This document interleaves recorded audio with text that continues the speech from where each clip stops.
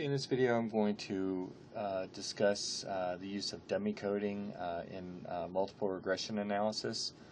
Oftentimes it's the case where you have a categorical variable with more than two levels, and so in those cases you can't incorporate that variable as a predictor in multiple regression unless you construct dummy coded variables to represent the information that was contained in the original variable.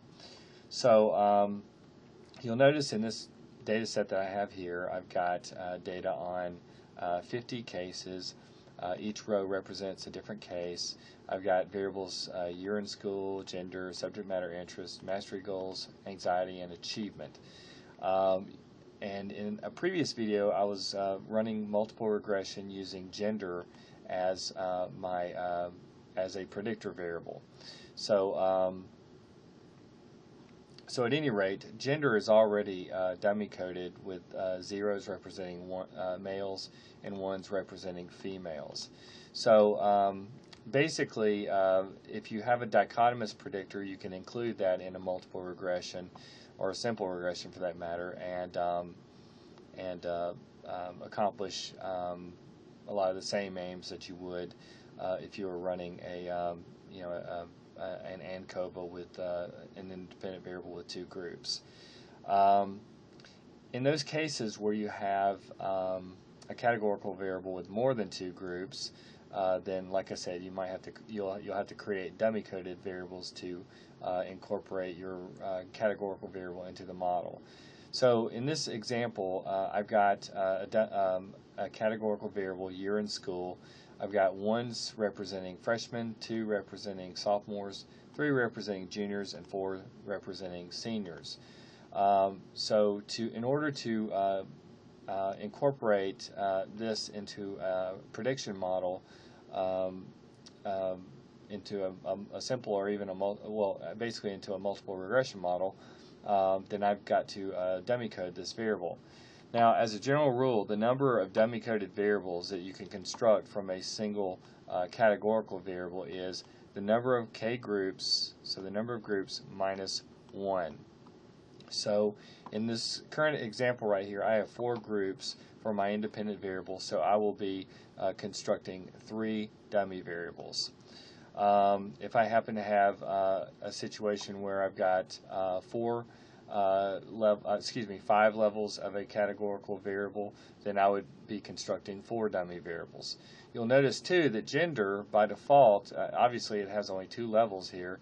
And if I was, let's say my gender variable, the codes were, 1 for males and 2 for females, and I wanted to create a dummy variable with codes of 0 and 1, then what I would have 2 levels for that variable minus 1, so I would have a single dummy variable. So that's the basic way in which you can think about the creation of dummy variables. So again, we have we have a categorical variable with 4 levels. So let me show you how this works. If you can imagine, we've got year in school, so I'm just going to put year, and our levels on the original variable are 1, 2, 3, and 4. So to create our dummy variables, what we have to do is we basically are constructing new variables. I'm just going to call D1 for dummy variable 1, D2 for dummy variable 2, and D3 for dummy variable 3. And these are arbitrary names. You can name them whatever, but that's logically how I think about it. So when you create your dummy variables, one thing that you have to do is you have to think about one of your groups as being a reference group, because essentially the dummy variables are representing essentially simple orthogonal contrasts between groups, very much analogous to simple plan contrasts following an ANOVA, and assuming that each of those contrasts are orthogonal to each other. So you essentially have to establish a baseline group. So I'm going to treat group 4, the seniors, as being a baseline group. So I'm going to be comparing the means for each of these other groups against group 4. So the coding will work this way. I'll assign zeros across the 3 dummy variables to represent group 4. Now, let's say I want to compare freshmen versus seniors. In this case, I would assign freshmen a code of 1, 0, and 0. And in this particular instance right here, basically the remaining values for groups 2 and 3 will also be zeros. So through this coding system, you can see already that I can identify the seniors by the fact that they have zeros coded on the 3D dummy variables. I can identify the freshmen because they have a code of 1, 0, 0 across the 3 dummy variables. For the sophomores, we would have a code of 0, 1, and 0. And so now you can see that we can identify that group by the coding across the 3 dummy variables. And then for the last group, it's 0, 0, 1. And so as you can see, with 3 dummy variables, we can uniquely identify all 4 of our groups. So there's no need to have a dummy variable 4. And in fact, if we incorporated that, it would be redundant with the information that's contained in the first 3. And if we incorporated that in our regression analysis, it wouldn't run. So so at any rate, that's how we could dummy code the variable. So a dummy code basically involves a coding system where you assign values of 0 and 1 to your variables. So we just essentially are converting our original raw score, our original year variable, to a set of 3 dummy variables that will contain all the information that would have been present within the 4 original levels of the year variable. If I wanted to dummy code with, let's say, freshmen as the reference group, I could just as easily do that.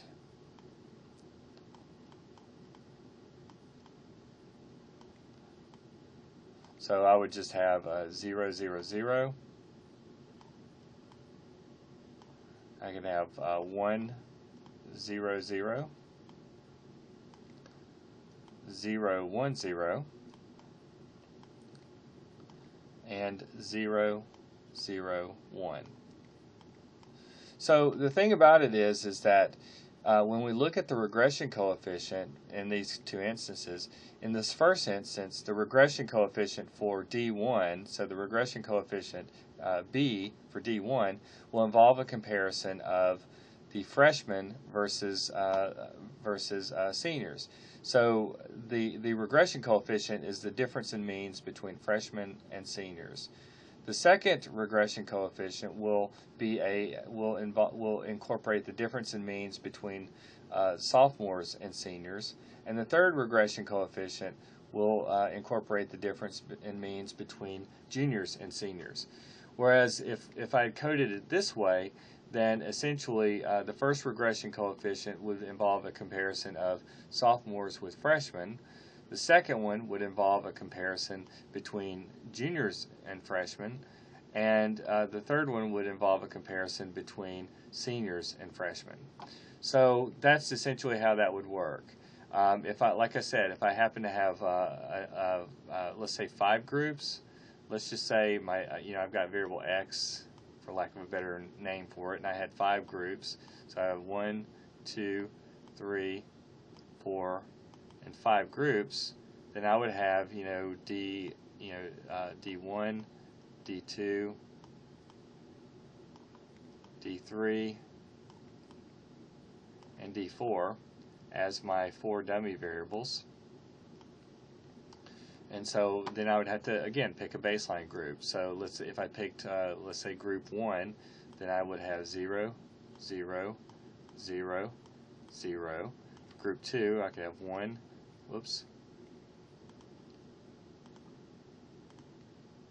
1, 0, 0, 0. For group 3, I could have 0, 1, 0, 0. For group 4, I would have 0, 0, 1, 0.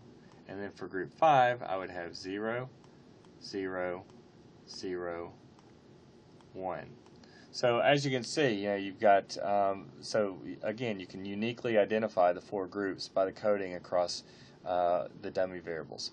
So let's say for the purposes of the current illustration, we've got our grouping variable year in school, and we'll go with group 4 as being our baseline or our reference category that we're comparing all the other groups against. So to do this, oops, I can go to transform and recode into different variables. And so I'm going to take year in school and move it over, and for my first dummy variable, I'm just going to call it D1, and I'll click on change. Then I will say, all right, for year in school, a value of 4 is going to be treated as 0. Okay, and in fact, across my dummy variables, the senior group, which is coded 4 on my year in school variable, is going to be coded 0. So I'll have add that. For the first comparison, let's just say I want to compare freshmen versus seniors. So the freshmen who are coded 1, I'll just code them as 1. So the original code was 1, and so I'll leave that value as 1. And then for everybody else, for all the other groups, I'll code as 0. So groups 2 and 3 will be coded 0.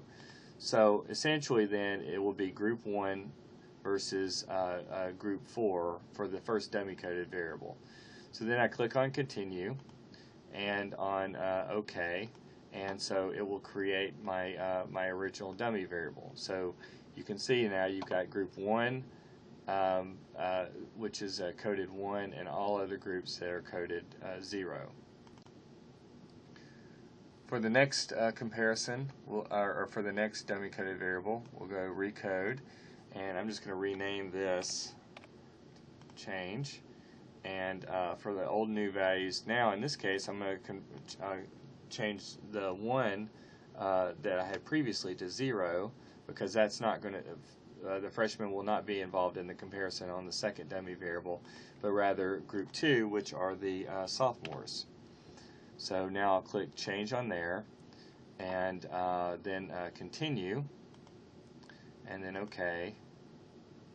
And now I've got the second dummy variable, and then when I click on recoding the variables again, I'll do the third dummy variable, so D3, change, and in this case I will make it group 3, change that, and alter the value associated with group 2 on the original variable, and make it 0 for the dummy variable. So now I've got essentially juniors versus seniors for that last dummy variable. So note that across the 3 dummy variables, group 4, our reference group, is coded 0, and we've essentially on the first dummy variable, we are the regression coefficient for that dummy variable will involve a comparison between freshmen and seniors. For the second dummy variable, will involve a comparison between sophomores and seniors. The third one will involve a comparison between juniors and seniors. So that's how we've set up this coding system right here. So this is the actual coding that's in SPSS. It's already set up to generate some of the syntax associated with each of these commands. So if we just run, let's just run a regression analysis with these 3 dummy variables included. So we've got the 3 dummy variables. There's our achievement variable. I'm just going to leave everything else alone and just click on OK. And now you can see that we've got, in this particular case, we've got we have our R-square value, meaning that the set of dummy variables accounted for about 20.1% of the variation. You can see that that it was a statistically significant amount, and each of these are essentially simple plan and contrast comparing, and they're orthogonal contrast, meaning that their combined effect adds up to the total between group differences among the groups on achievement. If you want to see what I'm talking about, we'll just take a quick look at running just a one-way ANOVA with year in school as our variable. Also, I'll go ahead and I'll show you something else too as we go through this.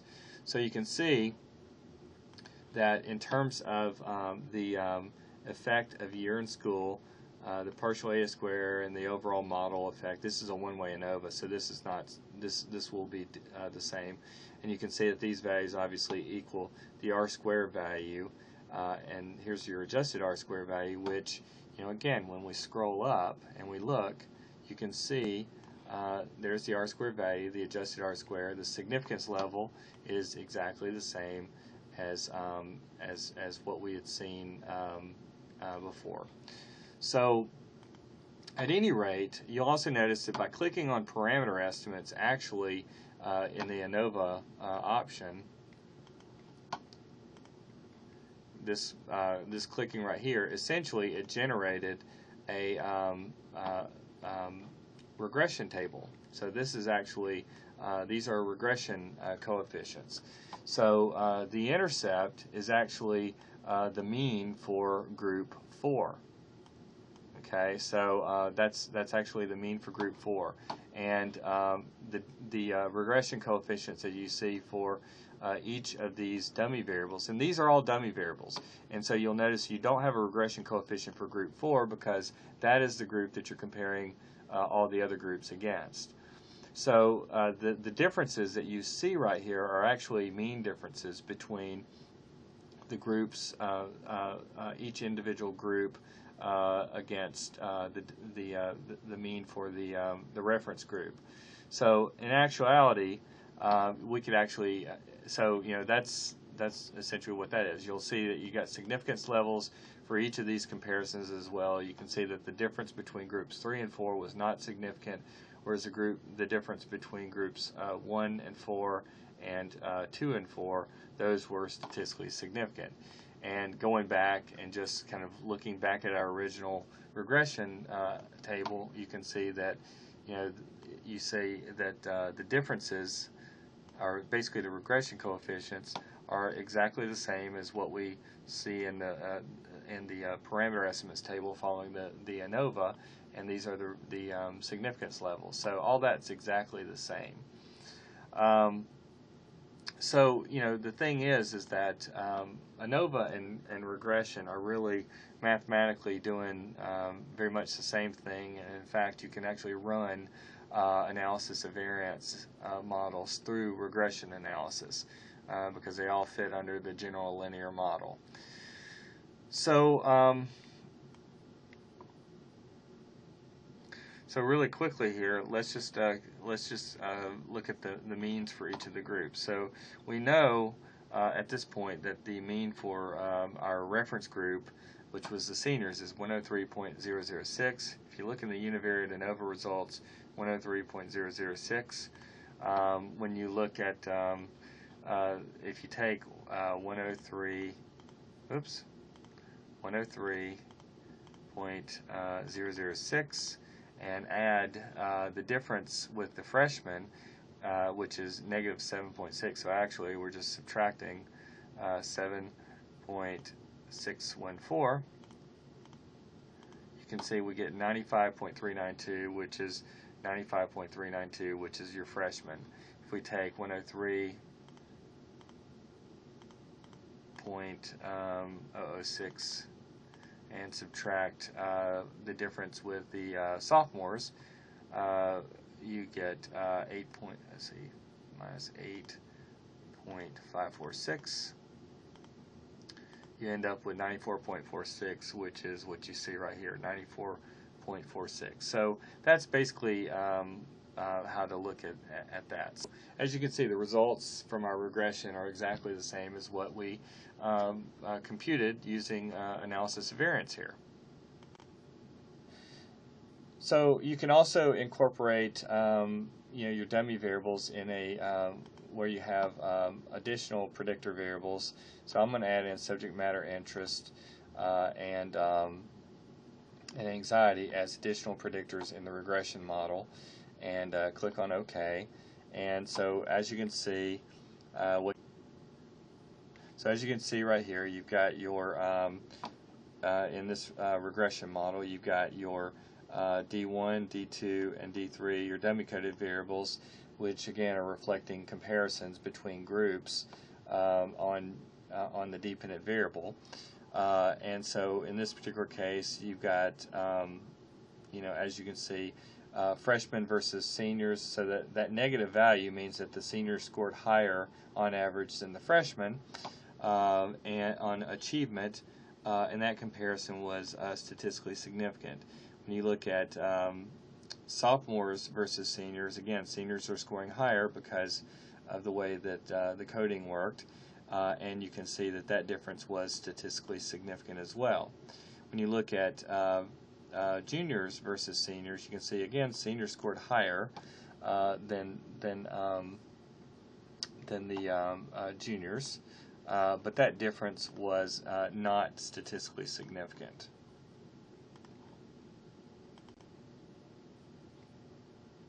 When you look at the individual regression coefficients for subject matter interest, you can see that there's a positive predictive relationship while controlling for all the remaining variables. So it was 0.648, and that would be statistically significant. And anxiety was negatively predictive of achievement. That would be statistically significant as well. So, overall, what we see is that the set of predictors, as a unit, they explain about 49% of the variation in achievement scores, and which was a statistically significant amount.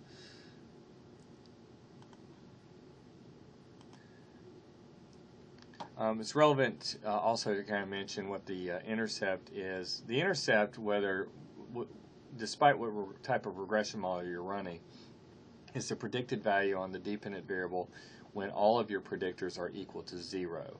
So this value right here is not technically the actual value for.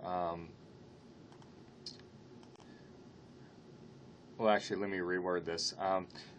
Basically, the intercept would represent the predicted achievement score for a person who is a senior who also scored a 0 on subject matter interest and a 0 on anxiety. And really, a 0 is outside the bounds of what is theoretically possible. But remember that the intercept is the predicted value on the dependent variable or criterion variable when all your predictors are equal to 0. So that doesn't have as much inherent meaning in it as what we saw previously when we ran the one-way the regression and followed by the one-way ANOVA. But nevertheless, you can see overall the trend, which is again seniors scoring higher on achievement than either freshmen, sophomores, or juniors.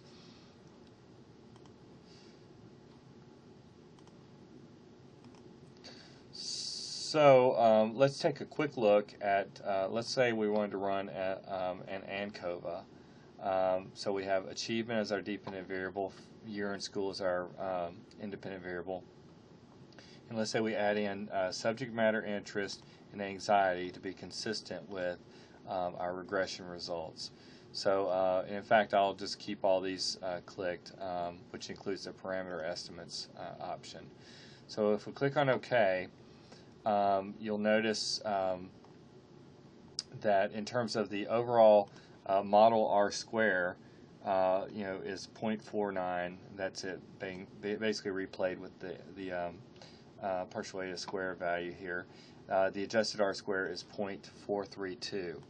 So if we scroll up and just take another look at our original regression results, there's the 0.49 for the R square value, 0.432. You'll see that the F value is 8.444, and it's statistically significant.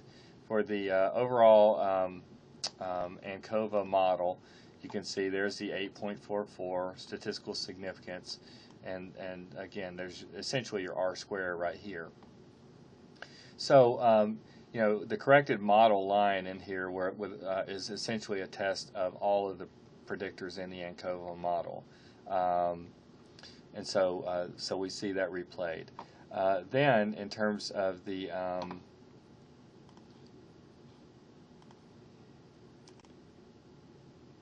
the individual parameter estimates that you see by clicking on that option, you'll notice that the intercept, the regression coefficients, and all of the comparisons that we saw previously in the regression results, those are all exactly the same as basically what we saw right here. So at any rate, like I said, essentially these are the same results as what we had just run by doing the dummy coding ourselves.